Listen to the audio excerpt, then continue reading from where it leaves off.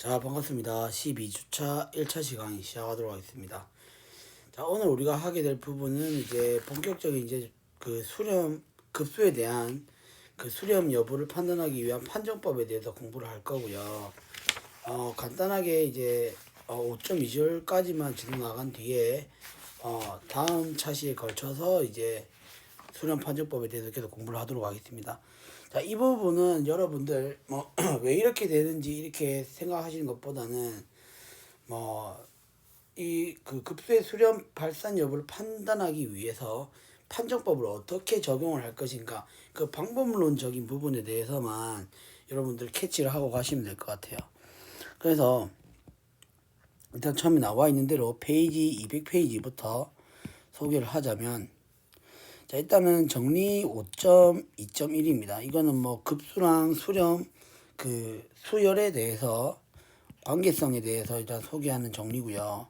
당연히 뭐다 시그마 n은 1부터 무한대까지, 그러니까 급수가 만약에 수렴한다면 급수가 수렴한다면 우리는 뭐다 이 안에 있는 이 an에 대해서 극한을 계산해 줬을 때 그 값이 뭐가 된다 0이 된다는 사실. 근데 여러분들 여기서 중요한 부분은 바로 그 참고사항입니다. 이 정리에 대한 역은 성립하지 않는다라는 거예요. 다시 말해서 무슨 말이냐면 리미트 an이 0으로 수렴한다고 해서 그 급수가 수렴한다라는 보장을 해줄 수가 없다라는 겁니다. 그 예시가 바로 뭐냐면 이제 예제 5.2.1에 나와 있는 형태거든요. 자, 보시게 되면 예제 5.2.1 같은 경우는, 자, 일단은 여기서 우리가 가장 많이 보게 되는 형태인 조화급수입니다. 자, 무슨 말이냐면 리미트 n은 1부터 무한대까지, 자, n분의 1 요런 우리가 급수를 한번 생각해 보자는 거죠. 근데 이 급수는 이제 발산한다라는 것을 보여야 되는 거거든요. 그럼 이걸 다시 한번 써보게 되면, 자, 1 플러스 2분의 1 플러스 3분의 1. 자, 요런 식으로 우리 쭉 전개되는 요런 급수가 있을 텐데, 이런 급수를 우리는 뭐라고 하냐면 바로 조화급수라고 합니다. 그래서 이 조화급수가 발산한다는 거에 대한 결과는 나중에 이제 그 수렴 판정, 급수의 그 수렴 판정법에 대해서 많이 쓰이게 되는 내용이거든요. 조화급수가 발산한다는 사실이. 그러니까 여러분들 반드시 꼭 알아두셔야 되는 내용이고, 일단은 이게 왜 이렇게 되는지를 소개를 해보자면, 자, 일단은 이렇습니다. 무슨 말이냐면 1부터 2분의 1은 당연히 뭐예요? 얘가 2분의 1 플러스 2분의 1보다는 더 작으니까 얘는 바로 뭡니까? 2분의 1보다 크다라고 얘기를 할 수 있겠죠. 2분의 1보다 크다라고 얘기를 할 수 있겠죠. 요런 식으로 해서 2의 n제곱계로 이게 구분 지어서 묶어졌을 경우에 그 합이 2의 n제곱보다 작다라는 걸 2분의 1보다 작다라는 결과를 보일 거예요. 자, 무슨 말이냐면, 자, 하나씩 해볼게요. 자, 그러면 3분의 4입니다. 그 다음에 오는 건 3분의 4, 3분의 4란다.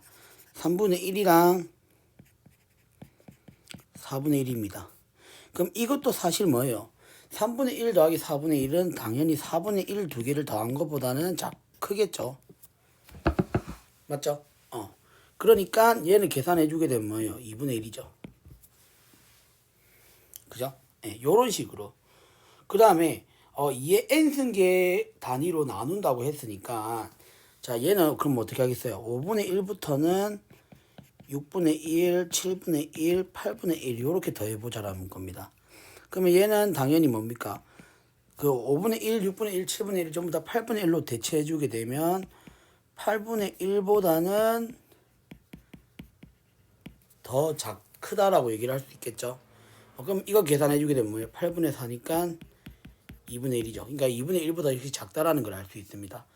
이런 식으로 2의 n승계 단위로 나누어 가지고 쭉 해보게 되면 결국에는 마지막까지 한 번만 더 해볼게요. 자, 9분의 1부터 어디까지? 16분의 1까지 더한 것도 역시 뭡니까?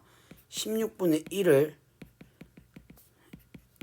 몇 개가 더해진 거겠어요? 8개가 되겠죠? 여기서부터 8까지 이게 이제 총 8개가 되는 겁니다. 그러면은 16분의 8이니까 이것 또한 뭡니까? 2분의 1보다 크다라는 걸 알 수 있다라는 거죠. 그죠? 그러면 우리가 여기 있는 걸 변변 더해주자는 겁니다. 여기 왼쪽에 있는 거를 더하고 오른쪽에 있는 얘네들을 역시 더해주게 되면 자, 왼쪽에다 더해준 거는 결국 시그마 이게 이렇게 되겠죠.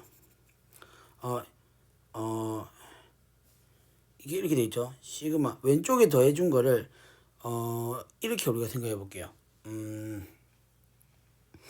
표시를 어떻게 하지? 일단 이렇게 한번 적어 볼게요.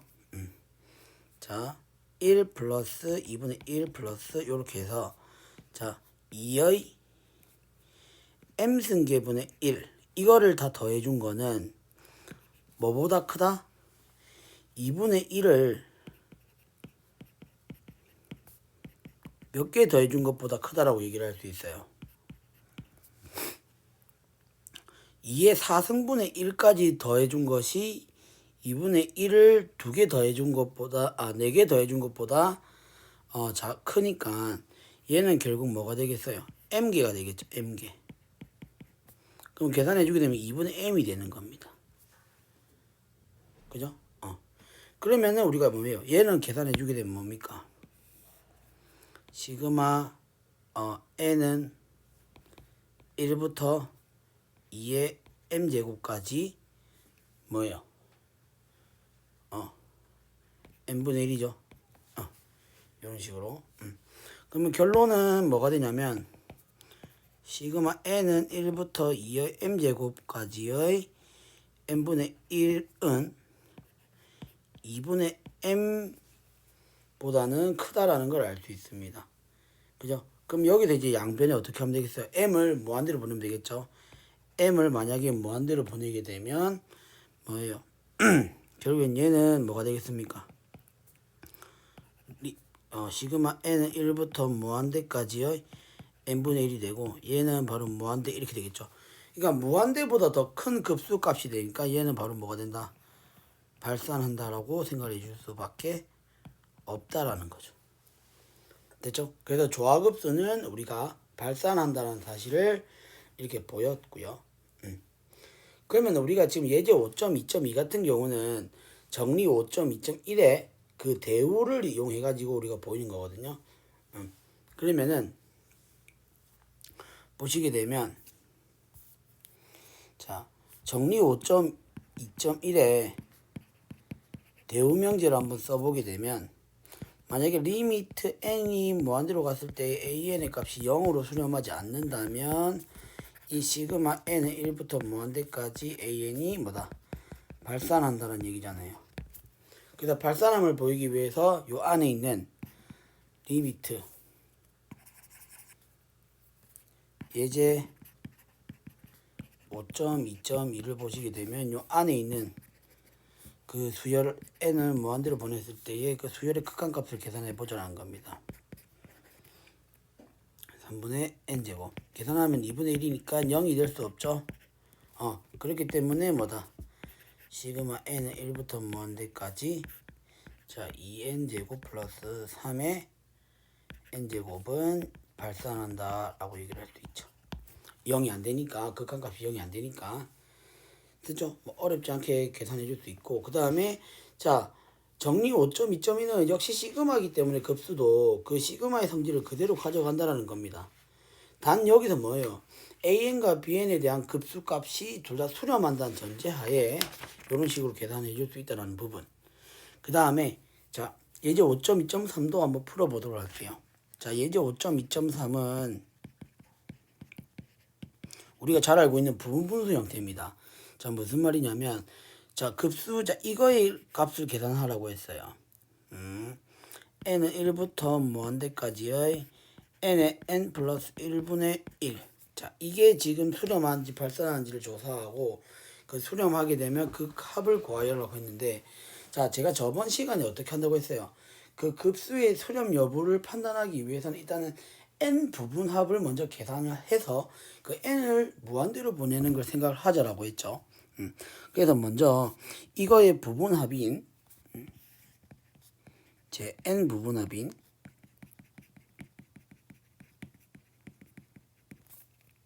바로 시그마 k는 1부터 n까지의 자 k의 k 플러스 1분의 1 이걸 한번 계산해 보자라는 겁니다.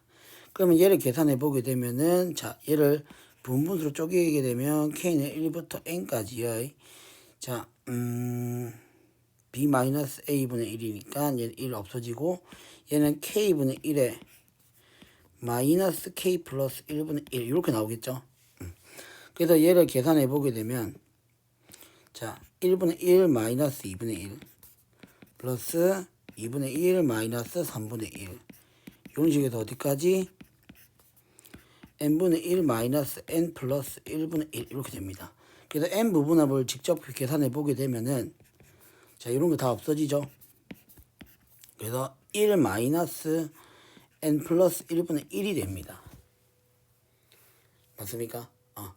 그래서 우리가 뭔가 이 n 부분합에서 n을 무한대로 보낸 바로 얘 바로 1의 값이 1의 값으로 수렴한다고 우리가 얘기를 해줄 수 있다는 거죠. 됐습니까? 그래서 이거의 먹고 수렴하는 급수의 값은 바로 1이 된다는 걸 알 수 있다는 겁니다. 됐죠? 그 다음에 자 예제 5.2.4도 풀어볼게요. 자 예제 5.2.4는 자 급수 n은 자 n은 1에서 무한대로 갈 때 자 n의 n 플러스 1의 3 플러스 2의 n 제곱분의 1 이렇게 됩니다. 그럼 우리는 시그마의 성질 그러니까 급수에 따라서 얘는 시그마 n은 1부터 무한대까지의 n의 n 플러스 1의 3 플러스 시그마 n은 1부터 무한대까지 2의 n제곱분의 1 이렇게 되겠죠. 그러면 뭡니까? 요 파트는 뭐예요? 사실 앞에서 예제 5.2.3에서 풀었던 거에다가 3배만 해주면 되는 거니까 얘를 계산해 주게 되면 뭐 3이 되겠죠. 그 다음 얘는 어때요? 얘는 이제 전개해서 다시 적어보게 되면 뭡니까? 2분의 1 2분의 1의 제곱 이렇게 해서 어디까지? 이거는 이제 무한 등비급수의 합이잖아요. 맞죠? 요렇게 나가니까 자 1 마이너스 공비 2분의 1에다가 첫째 항 2분의 1 이렇게 되겠죠. 따라서 계산해 주게 되면 1이 되죠. 그래서 두 개 더한 값이 바로 된다는 겁니다. 따라서 답은 얼마? 4가 된다는 걸 알 수 있다는 거죠. 됐죠? 그 다음에 자 보시게 되면 급수 이제 시그마 n은 1부터 무한대까지 해서 항 an이 모두 양수일 때에 우리가 이 급수를 뭐라고 하냐면 양항급수로 하는 건데 자 여기서 뭐냐면 5.3절까지 보시게 되면은 전부 다 전제하가 양항급수라는 전제하에서 지금 급수의 수렴 발산 여부를 조사하는 거거든요. 5.4절부터는 이제 교대로 보고 바뀌는 이런 형태가 되니까 논 외고 자 5.3절까지는 이제 여기서부터는 이제 뭐다 양항급수라는 전제가 깔리거든요. 그래서 모든 항이 전부 다 양수인 이런 급수를 우리는 양항급수로 한다는 거 반드시 용어 정리해 주시고요. 그러면은 정리 5.2.3을 보겠습니다. 이 중요한 내용이에요. 자 정리 5.2.3은 뭐냐면 적분 판정법입니다. 일단은 우리가 어떤 급수를 수렴하는지 발산하는지 여부를 판단하기 위해서 첫 번째 배우게 되는 방법인 바로 적분 판정법이에요. 그래서 한번 읽어보도록 할게요. 일단은 자 함수 fx가 자 1에서 무한대까지 상에서 감소하는 양의 값을 갖는 연속 함수로서 fn이 만약에 an인 경우에 우리가 시그마 n은 1부터 무한대까지의 an이 만약에 수렴할 필요 충분 조건은 1에서 무한대까지 fx의 적분값이 바로 뭐다? 수렴할 때이다 입니다. 그러니까 한마디로 뭐냐면 fx는 전제 조건이 fx는 구간 1에서 무한대까지에서의 감소하는 양의 값을 가지는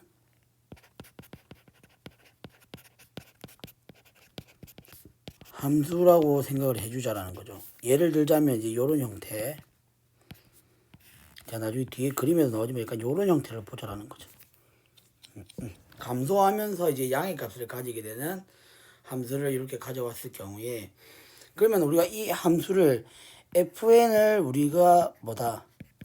an이라고 잡고, 여기서 뭐다? 우리가 보여줄 수 있는 부분이 바로 뭐냐면 라 할 때 우리는 뭐다? 시그마 n은 1에서 무한대까지 an 이 급수가 수렴할 필요 충분 조건은 바로 뭐다? 1에서 무한대까지의 이 fx를 적분한 결과값이 수렴할 때다라는 겁니다. 이게 이제 적분 판정법이에요. 그래서 이러한 급수를 우리가 수렴하는지 발산하는지를 판단하기 위해서 fx라고 두고 이거를 우리가 적분을 해주자라는 거죠. 그래서 이 적분값이 뭐다? 수렴하게 되면 원래 있는 급수도 수렴한다라는 건데, 자 보시게 되면은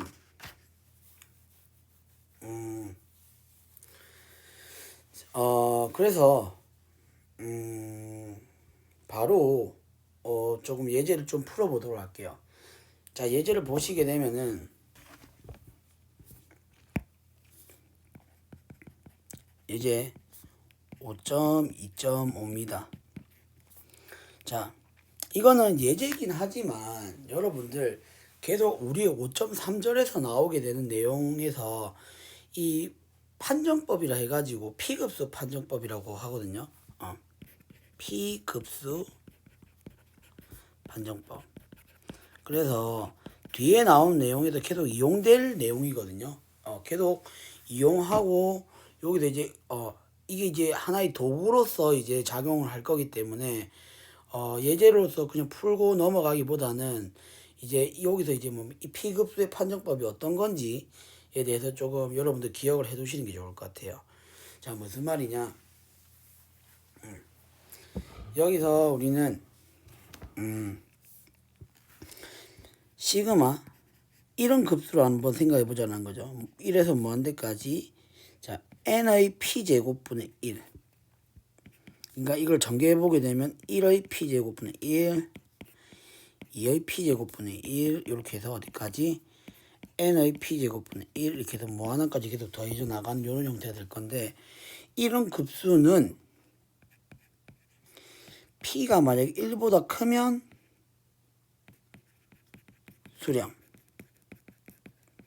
근데 0과 p가 1 사이라면 발산한다라는 겁니다. 자, 그래서 이 P급수 판정법의 증명을 바로 적분 판정법을 이용해서 우리가 증명을 할 수가 있거든요. 무슨 말이냐면, 자, 인테그랄 1에서 무한대까지. 자, fn을 an이라고 했으니까 그러면 얘는 뭐가 되겠어요? x의 p제곱분의 1 dx 이렇게 되겠죠. 그럼 얘를 적분한 결과값을 계산하자라는 거죠. 그럼 이상적분이 되니까 n을 무한대로 갔을 때에 1부터 b까지 적분하는 걸 계산하자라는 겁니다. 마이너스 p의 dx. 그러면 얘는 계산해 보게 되면 리미트 n이 무한대로 갔을 경우에 인테그랄 1에서 인테그랄을 이제 적분해야 되니까, 자 얘는 뭐가 되냐면 1 마이너스 p분의 1에 x의 1 마이너스 p가 됩니다. 여기서 b에서 1까지가 돼요. 네. 그러면은 1 마이너스 p는 밖으로 빠져나오고 1 마이너스 p분의 1에 리미트 n이 무한대로 갔을 경우에 자, n이 아니고 b죠. 죄송합니다. 여기 b가 돼야 되겠죠. 여기가 b가 돼야 되겠죠. b. 여기가 b가 돼야 됩니다. 1 마이너스 b는 p분의 1은 상수니까 밖으로 빠져나오고 얘는 b의 1 마이너스 p 마이너스 1이 됩니다. 그러면 우리가 결국에는 이 1 마이너스 p가 음수냐 양수냐에 따라서 수렴할 수도 있고 발산할 수도 있다는 건데 이거 어디서 많이 본 거 아니에요? 책으로 잠시 다시 되돌려도 보게 되면은 이걸 어디서 봤냐면 이상적분할 때 우리가 이거 배웠었어요. 여기 자 페이지 181페이지에 예제 4.4.4를 보시겠습니다. 여기서 참고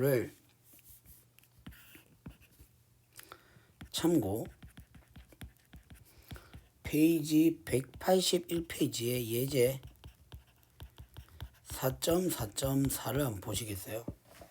똑같죠 지금? 그래서 P의 범위를 여기서 구해줬던 것이 이제 뭡니까? P가 이제 수렴할 조건인데 여기서 이제 P가 1보다 크다면 수렴한다라고 우리가 했었거든요. 그죠? 그러니까 일단 여기서 뭡니까? 요거는 우리가 성립이 된다는 걸 알 수 있습니다. P가 1보다 크다면 수렴한다는 거 얘기를 할 수가 있고 만약에 그렇지 않은 경우라면 뭐예요? P가 1이라면 뭐 돼요? P가 1이라면 분모가 0이 돼버리니까 정의되는 값이라고 얘기를 할 수 없죠. 수렴하는 케이스다라고 보시면 될 것 같고 그 다음 뭡니까? 여기서 P가 이제 음수인 경우는 우리가 굳이 이게 따져줄 필요가 없죠. P가 음수면은 이제 요렇게 이제 이런 P급수의 형태를 띠게 되는 형태가 아니니까 P가 양수란 전제하에 우리가 이렇게 되는 거거든요. 그렇기 때문에 P가 지금 뭐예요? 0보다는 크고 1보다는 작거나 같은 이런 범위가 주어지게 되면 반대 경우인 이제 발산하는 케이스가 된다고 보시면 됩니다. 그래서 이게 이제 P급수 판정법이거든요. 그러면 여기서 여러분 다시 사실 앞에서 했던 조화급수도 결국 뭐다 이 P급수 판정법에 의해서 발산한다는 걸 쉽게 보일 수가 있죠. 뭡니까? 여기서 조화급수는 뭐예요? n은 1부터 무한대로 갔다고 했을 때 이 n분의 1의 값인데 이거는 사실 뭐예요? p가 1인 p급수죠. 그러면은 p가 1일 때는 뭐라고 했어요? 발산한다고 했죠. 따라서 시그마 n은 1부터 무한대까지의 n분의 1은 발산한다 라고 해서 우리가 P급수 판정법으로 쉽게 그 조화급수가 발산한다는 걸 알 수 있다라는 겁니다. 됐죠? 네, 요렇게 해서 여러분들 적분 판정법까지 정리를 한번 해보시고요. 증명 부분은 이제 여러분들 뭐 읽어보시면 더 좋을 것 같은데 시간이 없으니까 이렇게 방법론적인 부분만 여러분들 캐치해 가시고요. 그래서 연습 문제 같은 경우 여러분들 연습을 좀 많이 해보시면 좋을 것 같아요. 아시겠죠? 네, 그래서 자 12주차 1차시 강의는 여기까지 하고 다음 차시 때는 이제 좀 더 다양한 수렴 판정법에 대해서 공부하는 시간을 가지도록 하겠습니다. 수고 많으셨습니다.